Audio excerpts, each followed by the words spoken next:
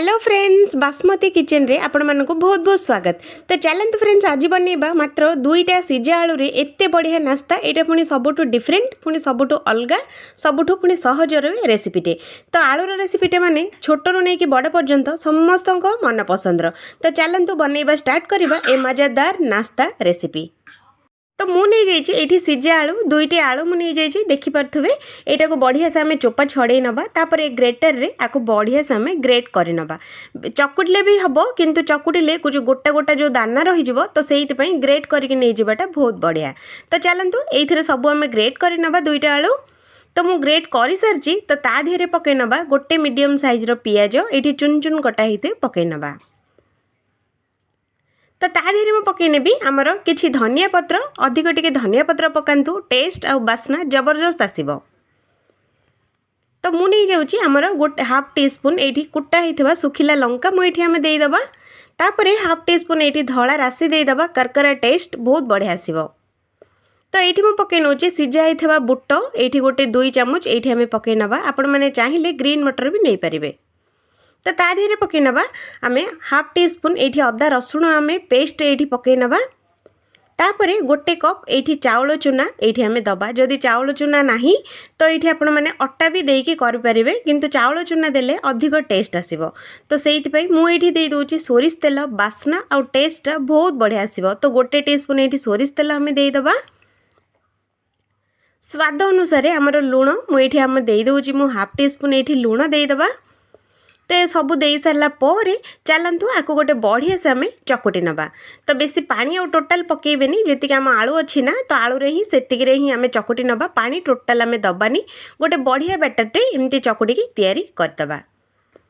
तो देखो फ्रेंड्स मु चकुटी नहीं देखिले ना तो एमती करके न बिना पानी न पकईकी एमती चकुटी नेबे। तापरे हाथ रे टिके टिके पानी नेबे। पानी नहीं कि एगुड़ा छोट छोट आमर लेंबू साइज गुड़ा ये करदे। तो देखो मु छोटिया छोटिया गुड़ कर दूची जेडी कि आम लेंबू साइज से साइज ही गुड़ा करेंगे बेसी बड़ टोटाल करें। तो ताको हाथ रे एमती दाबी दबा तापरे स्क्वायर शेप रे एठी आमे देई दबा। तो देखो मुझे चारकुणिया कर दूची देखिले ना शेपटा आपण मानकर जो शेप दरकार से शेप आपण माने बनै परिबे। मु किंतु एगुड़ा को चारकुणिया कर दूची देखो केते सुंदर देखा जाउची देखिले ना बहुत बढ़िया लगुची देखिया पाई। तो चलतु एमिति करके सब ठिकरी गुड़ाक आमे बनै दबा।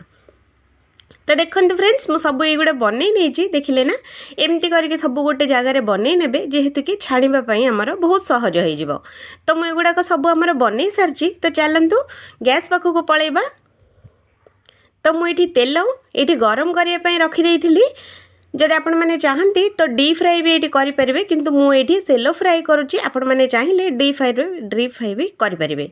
तो युवाक हल्का मीडियम तेल गरम हो सारा पर युवाक सब आम ठिकरी गुड़ाक ये आम देदबा। बेसी तेल गरम होगापी टोटाल देवानी ना आम नास्ता गुड़ाक सब पोड़ीज। तो से हल्का मीडियम गरम तेल युवाक सब आम पकेबा। तो स्पून नहीं जावा स्पून साहाय्य ये आम अल्प अल्प तेल देकी एगुड़ाक बढ़िया से एपट सेपट करके दीपट साइड गोल्डन कलर आसला पर्यंत एगुड़ाक गोटे 5 मिनट एगुड़ाक तेल रे छाणिया छाड़ीदबा।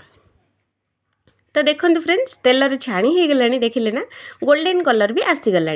तो एमती गोल्डन कलर आसापी छाड़ीदेवे जेहेतु एगुड़ा बहुत शीघ्र भी हो 5 मिनट ही हो अधिक टाइम जमा नबनी। तो देखो फ्रेंड्स देखिले ना तो एगुड़ाक बढ़िया से आमर सीझीगला। तो चलतु एगुड़ाक आम ए बाहर कर नवा।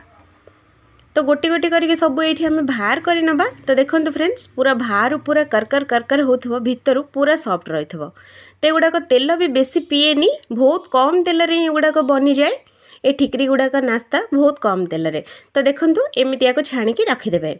तो देखो फ्रेंड्स आमर मात्र दुईटा सिझा आलू रे देखो केते बढ़िया नास्ता देखिले ना पिलाठू नहीं कि बड़ पर्यंत समस्त मन पसंद हो।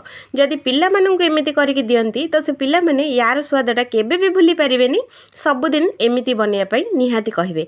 तो एगुड़ाक खाइबापी बहुत ही टेस्टी लगे बहुत ही बढ़िया लगे निहाती थरे बनातु। आशा करुँची ये वीडियोटा बहुत भल लगे बोली। जदि कोठी ना कोठी जदि टिके हेले भी वीडियोटा भल लगे तो मो चैनल टी को सब्सक्राइब करने पाखरे थिबा बेल आइकन को क्लिक करने मोर नुआ नुआ वीडियो नोटिफिकेशन आपण मानक पई पळैबो। तो मु रोहुची फ्रेंड्स आउ थरे देखा हबो आ गोटे नुआ वीडियो रे से पर्यंत जय जगन्नाथ।